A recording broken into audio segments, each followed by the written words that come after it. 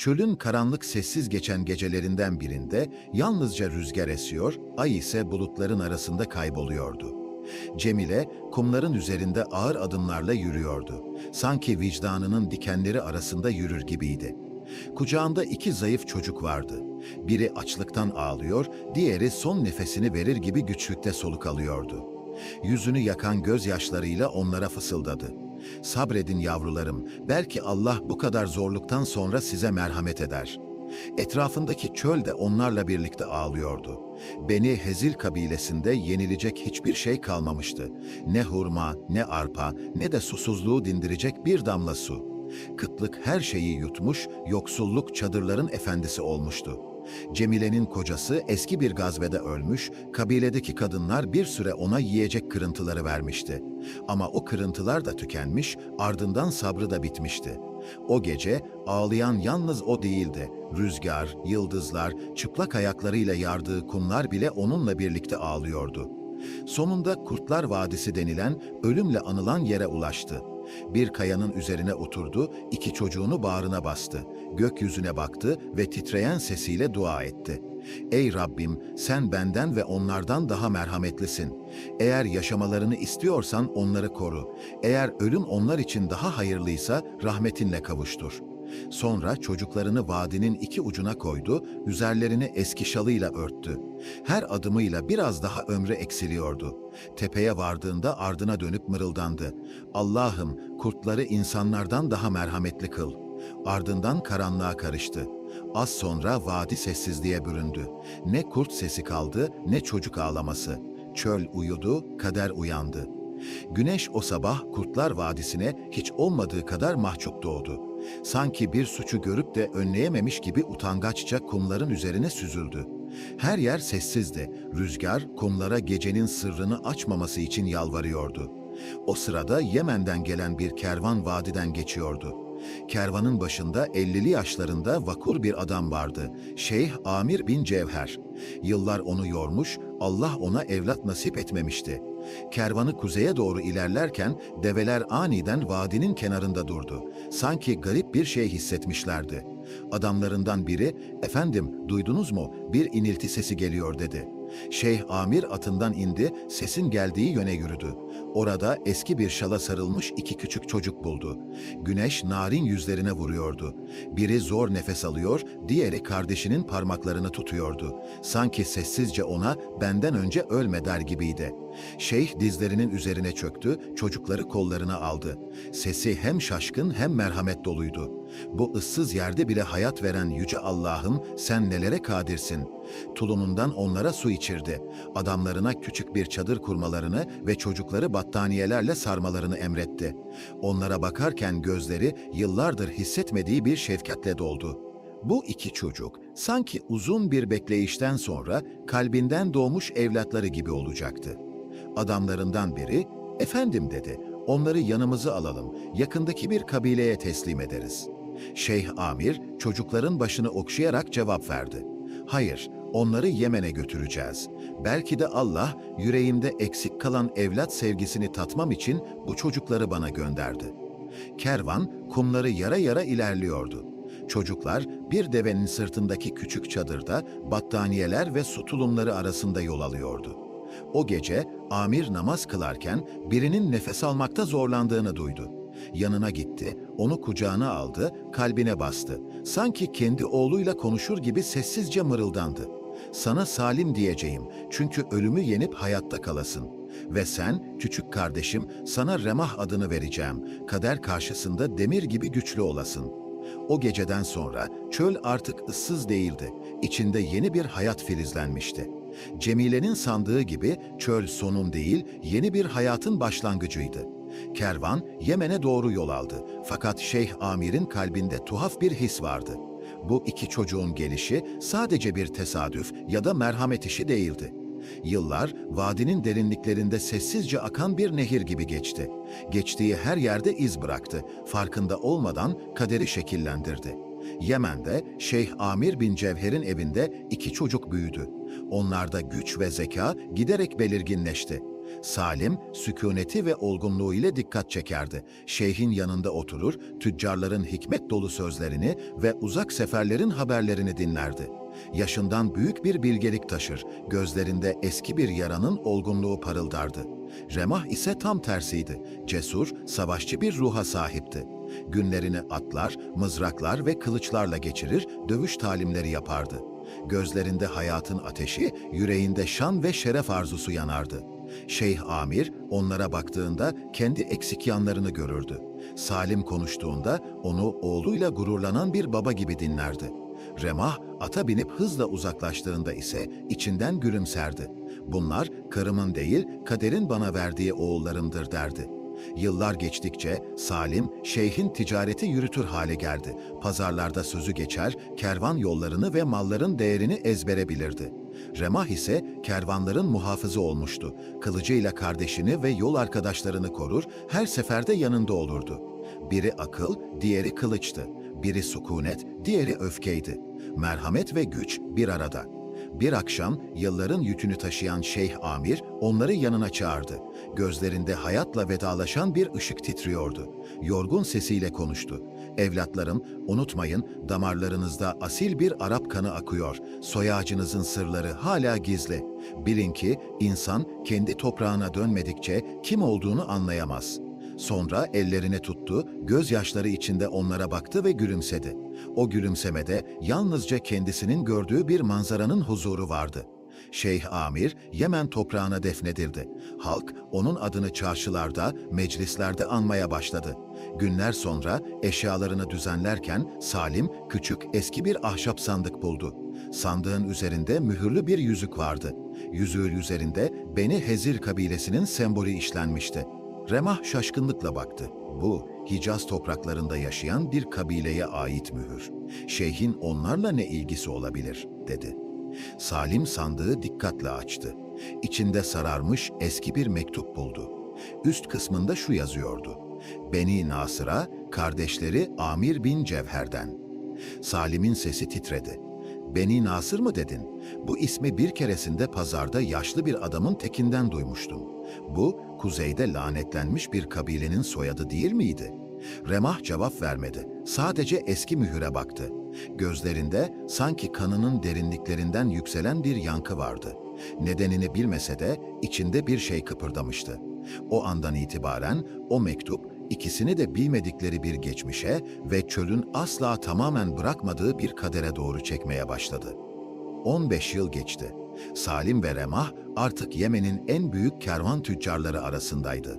İsimleri pazarlarda tatlı bir rüzgar gibi dolaşır olmuştu.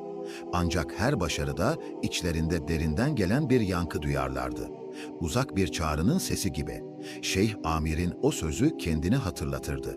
İnsan kendi toprağına dönmedikçe kim olduğunu bilemez. Bir akşam deniz kıyısına bakan bir tepenin üzerinde duruyorlardı. Ufka dalan Remah sessizliği bozdu.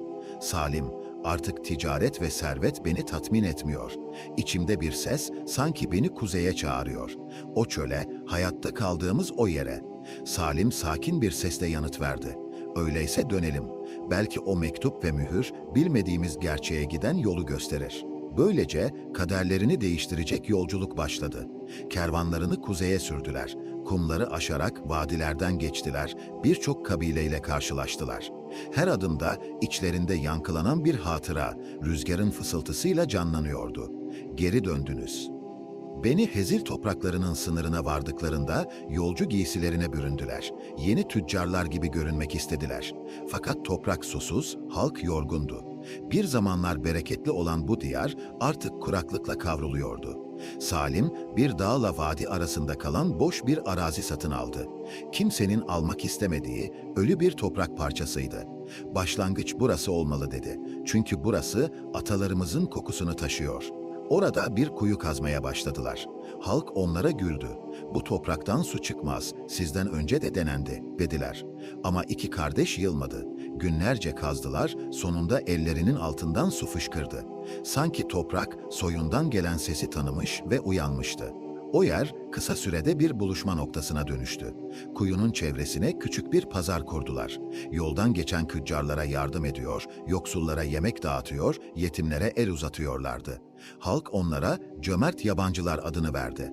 Cömertlikleri kıskançlığı eritir, sevgiyi uyandırır olmuştu. Gün geçtikçe insanlar onların pazarına ve kuyusuna akın etti. Çöl yeniden canlanmaya başlamıştı. Fakat gölgeler de sessizce hareket ediyordu. Beni Hezil'in reisi Şeyh Nasır bin Hassan onları uzaktan izlemeye başlamıştı. Şeyh Nasır kendi kendine düşünüyordu. Bu iki adam kim böyle? Nereden geldiler de halkın kalbini kazandılar? O gece sessizliğin ortasında sadık adamı Casir'i gizlice görevlendirdi. Git kim olduklarını öğren dedi. Casir sessizce kardeşlerin çadırına sızdı, eşyalarını karıştırdı ve sabaha karşı geri döndü. Getirdiği haber her şeyi değiştirecekti. "Şeyhim," dedi heyecanla. "Onların eşyalarının arasında bir yüzük buldum. Üzerinde Beni Hezil'in sembolü var, tıpkı senin eski yüzüğün gibi." Şeyh Nasır'ın yüzü asıldı, sesi ağırlaştı. "Bu 20 yıl önce karısıyla ve çocuklarıyla birlikte çölde kaybolan kardeşimin yüzüğü." Bir an sustu, sonra titreyen bir sesle ekledi. "Eğer doğru söylüyorsan, o halde bu iki yabancı aslında bizden." O akşam Beni Hezil'de hava yumuşaktı. Şeyhler ve tüccarlar toplanmış, sohbet edip haberler paylaşıyordu. Kalabalığın kenarında Salim sessizce oturuyordu. Yüzü sakin görünse de kulakları dikkat kesilmişti. Her cümleyi, her adı dinliyordu. Ticaret konuşmalarına ilgisini belli ediyordu ama zihni kabile tarihine dair söylenenlere takılmıştı. Bir yaşlı adam uzak bir geçmişten bahsederken derin bir nefes aldı. "O yıl kül yılıydı," dedi. "İnsanlar yenmeyecek şeyleri yedi. Kadınlar ve çocuklar kayboldu. Ölenler sayılmadı. Hatta Cemile bint Nasır bile. Tüm kabile onu lanetledi. Çünkü iki çocuğunu çölde bırakıp kendi canını kurtarmıştı." O ismi duyan Salim'in rengi birden soldu. Kalbi anlam veremediği bir hızla çarpmaya başladı. Cemile. Bu kelime sanki yıllardır içinde uyuyan bir şeyi uyandırmıştı. O gece çadırına döndüğünde Remah kılıcını bilemekle meşguldü. Salim alçak bir sesle sordu. "Remah, Cemile bint Nasır'ın kim olduğunu biliyor musun?" Remah başını kaldırdı, şaşkınlıkla baktı. "Bugün adını duydum," dedi. "Söylentilere göre kabilenin kenarında yaşıyormuş, zihni dağılmış, bazen rüzgarla konuşurmuş, çocuklar ondan korkarmış." Salim kısa bir süre sustu. "Neden bilmem," dedi sonunda, "ama bu isim bana yabancı gelmiyor, sanki onu bir rüyada duymuşum gibi." Remah gülümsedi. "Ah şu çöl hikayeleri, hepsi halk masalıdır, boş ver gitsin." Ama duraksadı, sonra merakla ekledi. "Yine de gidip görsem fena olmaz." İçimde garip bir merak uyandırdı. Ertesi sabah Remah atına bindi ve kabilenin dışına yalnız bir tepenin üstündeki yıpranmış çadıra doğru gitti. Orada bir kadının ateşin başında oturduğunu gördü. Zayıf bedeni titriyor, elleriyle arpa ekmeğini çeviriyordu.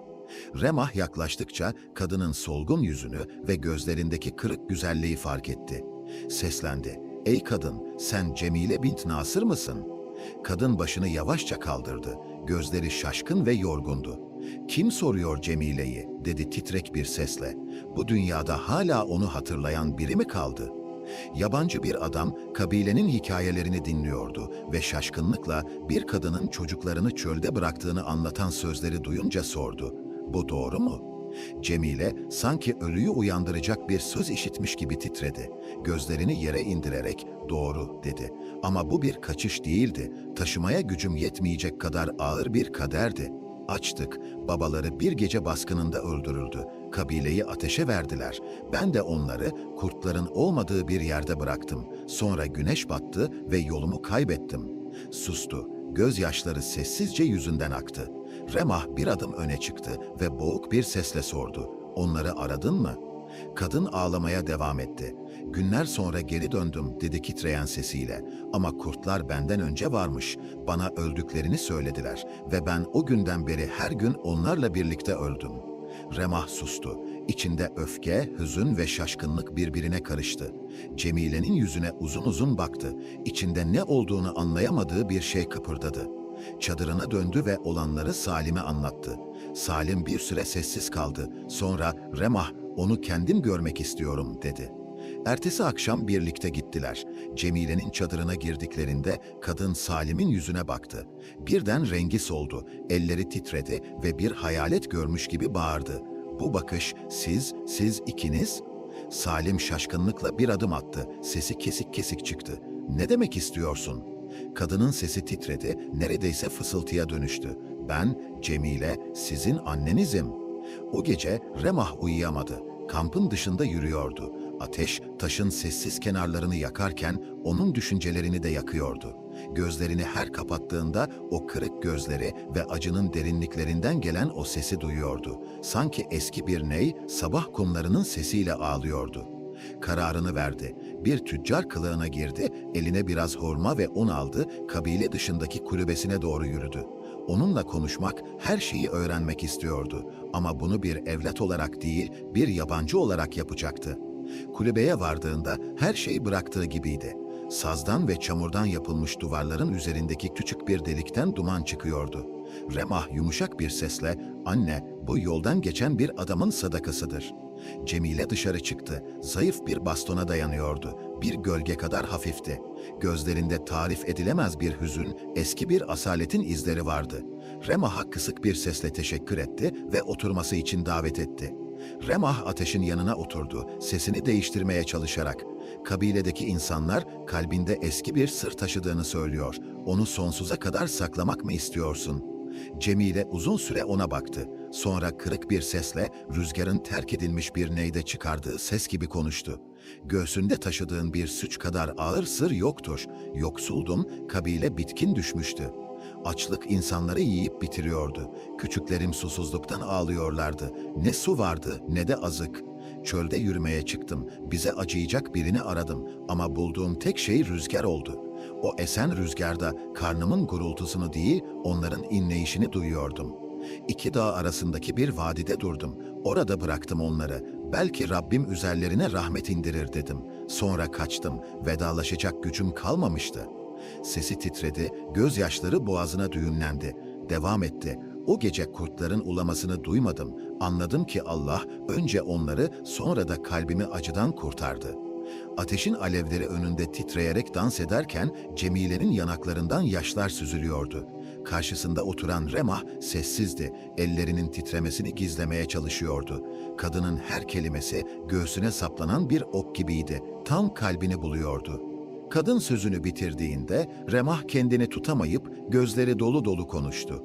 "Anne, belki de o rahmet gökten inmedi. Belki Allah onu bir kervanla gönderdi." Cemile başını kaldırdı, ona baktı. Remah'ın gözlerinde yıllar önce kaybolan büyük oğlunun o parıltısını gördü. Derin bir nefes aldı, sanki ömründen bir nefes geri kazanır gibi. "Gözlerin," dedi tereddütle, "sanki onları daha önce görmüş gibiyim." Cümlesini tamamlamadan Remah hızla ayağa kalktı, dışarı çıktı. Ağlamamak için kendini zor tutuyordu. Adımları karanlıkta yankılanırken içindeki ses çığlık atıyordu. "O benim annem, beni bırakan ama benim ölmemi bekleyen annem." Ayın ışığı ona bakıyor gibiydi. Sanki gökyüzü özlemin ağırlığını paylaşıyordu. Çadırına vardığında Salim onu bekliyordu. Remah kısık, titrek bir sesle konuştu. "Salim, annemizi buldum. O kadın bizim annemiz." Salim'in başı bir anda kalktı, gözleriyle sordu kelimelerden önce. "Yani annemiz mi?" dedi. Remah gözlerini kapadı, sesi titredi. "Evet, her şeyi anlattı. Söylediklerini, bizi bırakışını hatırlıyorum." Uzun bir sessizlikten sonra Salim, yüreği meraktan kaynıyordu ama soğukkanlılıkla şöyle dedi. "Hemen hüküm vermeyelim. Belki kader bizi bir kez daha sınamak istiyor. Ona birlikte gidelim ama yabancılar gibi." Ertesi sabah ikisi de tüccar kılığına girdiler. Kalplerinde sakladıkları fırtınayı yüzlerine yansıtmadan Cemile'nin kulübesine yeniden gittiler. Tatlı bir sesle konuştular. Remah ağzını uzattı. "Anne, sana yeni bir ev yapmak istiyoruz. Bu kulübe artık bir insana yaraşmıyor." Cemile uzun süre baktı onlara. Gözlerinde şaşkınlıkla karışık bir utanç ve eski bir hüznün pırıltısı vardı. "Bilmiyorum neden," dedi sessizce, "ama yüzlerinizde bana çok tanıdık bir şey var. Sanki sizde kaderin elimden aldığı iki oğlumun suretini görüyorum," dedi Cemile sessizce. Salim ile Remah göz göze geldi, içlerinde yağmak için direnen bir yağmur vardı. Günler geçtikçe Cemile onlara alıştı, hatta onlara bağlandı. Uzun bir ayrılıktan sonra kalbi yerini bulmuş bir anne gibi gülüyor, sohbetlerine katılıyor, geceleri onlar için dua ediyor, bazen ağlayarak belki de Allah sizi bana gönderdi, bu yürekten silinmeyen günahı hafifletmem için diyordu. Bir gece Cemile geçmişten bahsederken, fakirlik ve kıtlık günlerini anlatırken eski bir bez parçasına sarılı küçük bir bohça çıkardı. Gözlerinde yaşlarla "Bunu yıllardır saklıyorum." dedi. "Bu, çocuklarımın elbiselerinden bir parça taşıyor. Onları bırakmadan önce elimdeydi. Ne zaman dünya üzerime çökse bu bezi kokusunu içime çekerim." Sonra o küçük parçayı iki adama uzattı. "Neden bilmiyorum," dedi kısık bir sesle, "ama siz bana herkesten daha yakınsınız. Bunu alın, kalbimin yükünü taşıyın." Remah elleri titreyerek uzandı ve aldı. Salim'e baktı, o da dondu kaldı. Parça, yıllar önce Şeyh Amir bin Cevher'in onları vadiden kurtardığı gün yanlarında bulunan bezin ta kendisiydi. Aynı iplik, aynı dikiş, aynı solmuş koku. Tarihin karanlığında uyuyan bir an yeniden nefes almıştı. Salim derin bir nefes aldı, sesi boğuldu. "Bu o," dedi. "Hiç şüphe yok Remah, bu o parça." Zaman dondu, ne ateşin çıtırtısı duyuldu, ne rüzgarın fısıltısı. Artık biliyorlardı, yıllardır tüccarlara anlattıkları o hikaye, başkalarının değil, kendi hikayeleriydi. O anı yalnız Cemile'nin sesi böldü. "Nedir bu haliniz? Sanki bir hayalet gördünüz," dedi. Onlar ise susmuştu. Gözyaşları, düşmeye direnen yıldızlar gibi gözlerinde birikmişti. Salim Remah'a baktı, titremekten konuşamıyordu. Sonra kendinden emin bir şekilde, "Anne, Allah'ın yazdığını artık gizleyemeyiz." Cemile şaşkınlıkla başını kaldırdı. Salim adım adım yaklaştı, cebinden o eski parçayı çıkardı. Sesi boğuk, nefesi titrekti. "Bu anne, bu parça bizimleydi o gün. Bizi vadiden kurtardıklarında yanımızdaydı. Biziz, o çocuklar biziz, çölde bıraktığın iki oğlun." Cemile dondu kaldı. Gözleri o bez parçasına kilitlendi. Sanki yıllar önceki yüzlerini orada görüyordu. Bir an toparlanır gibi oldu, sonra yüzündeki kan çekildi, bedeni sallandı, sanki kalbinden vurulmuştu. Ellerini uzattı, bir şey söylemek istedi ama sesi çıkmadı, sonra bayıldı. Remah panikle bağırdı. "Anne, anne!" Salim hızla yanına koştu, onu kollarına aldı, yatağa taşıdı. Biraz su içirdi. Saatler sonra Cemile yavaşça gözlerini açtı. Karşısında duran iki yetişkin oğluna baktı. Yüzleri birbirine o kadar benziyordu ki sanki kader onlara aynı yüzü vermişti, onu tanısın diye. Kadın uzun uzun ağladı. Sonra nefesiyle gözyaşları birbirine karışarak konuştu. "Sanmıştım ki sizi ellerimle öldürdüm ama beni öldüren pişmanlıktı. 20 yıl boyunca her gece rüzgarda ağlayışınızı duydum. Kulaklarımı kapattım delirmemek için." Remah diz çöküp ellerini tuttu, öptü, çocuk gibi ağladı. Salim ise arkasını dönüp sessizce gözyaşlarını gizledi. Sonra alçak bir sesle dedi ki, "Affettik anne, bu senin suçun değildi, suç açlığındı, suç zamanındı." Kadın ikisini de kollarına aldı, sanki o kucakta kaybolan yılları da sarmak ister gibi. Yorgun ama güzel bir gülümsemeyle fısıldadı. "Hamdolsun Rabbime, ölmeden önce gördüm ya sizi, bu bana yeter." Ama olay sadece bununla da bitmedi. Salim Şeyh Amir bin Cevher'in onlara bıraktığı eski bir sandığı çıkardı. Eşyalar arasında kadının eli bir yüzeye dokundu. Yüzün kabilesine ait bir işlemeydi bu. Gözleri büyüyerek sordu, "Bu yüzüğü nereden buldunuz?" Salim cevap verdi, "Bizi büyüten, bize baba olan adamdan kaldı. Şeyh Amir bin Cevher, gençliğinden beri takar ama sırrını kimseye açmazdı." Cemile'nin yüzünden kan çekildi. Titrek sesiyle dedi, "Amir bin Cevher, ya Rab, o benim amcam, babamın kardeşi. Aşiret onu yıllar önce kanlı bir liderlik kavgası yüzünden dışlamıştı."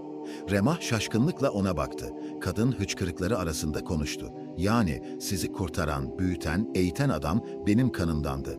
Aldığını göğsüne koydu, sessizce ağladı. Sanki kaderin görünmez eli geçmişin her adımını merhametle örüyordu. Gözyaşlarının ardından tebessüm etti. "Demek ki Allah haksızlığa uğrayan amcamın karşısına sizi çıkardı."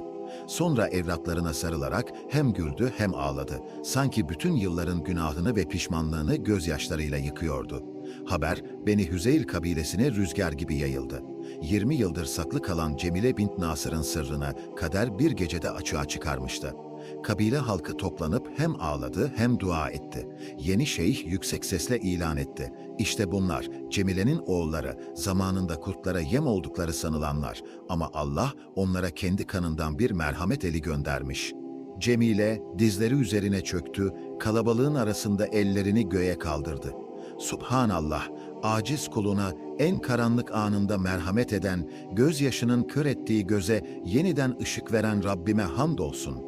Salim kılıcına dayanarak topluluğa döndü ve dedi: Biz halkın kurt çocuklar dediği iki kardeşiz ama bizi ısıran kurtlar değilmiş, insanı parçalayan açlıkmış. Biz intikam istemiyoruz, sadece tövbe ve düzeltme istiyoruz. Toplantı sarsıldı. Kabile halkı ağlayarak dua etti ve söz verdi. Hikayelerini her toplumda anlatacak, ders çıkaracaklar. Ertesi gün Salim ve kardeşi Remah, annelerinin onları yıllar önce bıraktığı vadide büyük bir kuyu kazmaya başladılar. Ona Kurtuluş Kuyusu adını verdiler. İnsanlar, kumların arasında bir iz gibi görünen bu kuyunun aslında Allah'ın tövbe edenlerin gözyaşlarından fışkırdığını söylediler. Kuyunun etrafı sürekli bir hayır ve yoksulların ihtiyacını karşılayan bir mecra oldu. Üzerine bir söz kazındı. Burası açlık olan yer suya dönüştü. Burası suç olan yer bağışlamaya dönüştü. Cemile kalan günlerini saygı ve haysiyet içinde yaşadı. Kalbinde bir tek barış ekmeği dışında hiçbir taç aramıyordu. Ölmeden birkaç saat önce çocuklarını topladı ve sakin bir sesle söyledi: Bir zamanlar sizi kurtlara bıraktığımı sanmıştım. Bilmiyordum ki kurtlar insanlardan daha merhametliymiş. Ama Allah hem kurtlardan hem de insanlardan daha merhametliydi. Gözlerini kapattı, son nefesini huzur içinde verdi, Rabbinin onu bağışladığını umarak. Ertesi sabah güneş Kurtuluş Kuyusu'na doğmuş, kuşlar suyu içiyor ve insanlar çocuklarını kurtlara bırakan annenin hikayesini konuşuyordu. Artık sahip oldukları her şey vardı ve hikayeleri çölün ortasından bile çıkan Allah'ın merhametinin örneği olarak ebediyen anlatılacaktı. Salim ve Remah'ın evinde hüzün günleri çöl fırtınasından sonra gelen sessizlik gibiydi. Cemile artık yoktu ama hala onları perdelerin arkasından izliyordu. Sessiz bir gecede Remah yeni kuyu için hazırladığı defteri bitirince Salim, Şeyh Amir bin Cevher'in eşyaları arasında buldukları eski mektubu açtı ve titreyen sesiyle okudu. Beni Nasır'a, beni Hüzeyl'e. Gençliğimde hata ettim, cahil bir saatte kan döküldü, sizi kendimden uzaklaştırdım. Allah bilir ki kalbimde hiç kimseye kin taşımadım, hep dua ettim ki akrabalarımız arasında bağ geri gelsin. Eğer ben ölürsem onlara selamımı söyleyin ve yaptıklarını bağışladığımı bildirin ve onlardan da aynısını istemelerini tavsiye edin. Remah uzun bir sessizlik yaşadı. Sonra kardeşine baktı ve dedi ki, eğer onun bize gösterdiği merhamet tesadüf değilse, o kendi aşiretini merhametiyle temizlemeye çalışıyordu. Salim gülümsedi, gözleri parlıyordu. Allah onun duasını kabul etmiş, kendi kanından olan çocuklarını, kabilelerini geri göndermişti, atalarının aralarını düzeltmek için. Ertesi sabah Salim, Beni Nasır meclisine gidip mektubu herkesin önünde okudu. Şeyhler ağladı, birisi ileri çıkarak dedi ki, Allah sizi annenize kavuşturdu, onu bağışladınız, biz yaşayanlar neden barışmayalım? O gün Beni Nasır ve Beni Hüzeyl birbirine sarıldı, develer sevinçten kurban edildi ve savaş alanı artık pazar, su ve otlak oldu. O gün Araplar arasında affetme günü olarak adlandırıldı. Akşam olunca Salim, Kurtuluş Kuyusu'na bakan bir kayaya oturdu. Yanında Remah. Güneş batarken ve suyun sesi havada bir ilahi gibi dans ederken Remah düşündü. Ne garip yollarla yönlendiriyor Allah insanı. Kurtların bizi yiyeceğini sanıyorduk. Oysa aç insanların şerrinden korudu bizi. Salim gözlerini ışığa dikti ve yanıtladı. Çöldeki kurtlar Allah'ın kurtuluşu yazdığı kişilerden başkasını yemez. Onlar sadece günah sahiplerini yutar ki merhametle arınsınlar. O anda rüzgar sustu. Sanki kaderin kan ve suyla yazdığı hikayenin sonunu rahatsız etmekten çekiniyordu.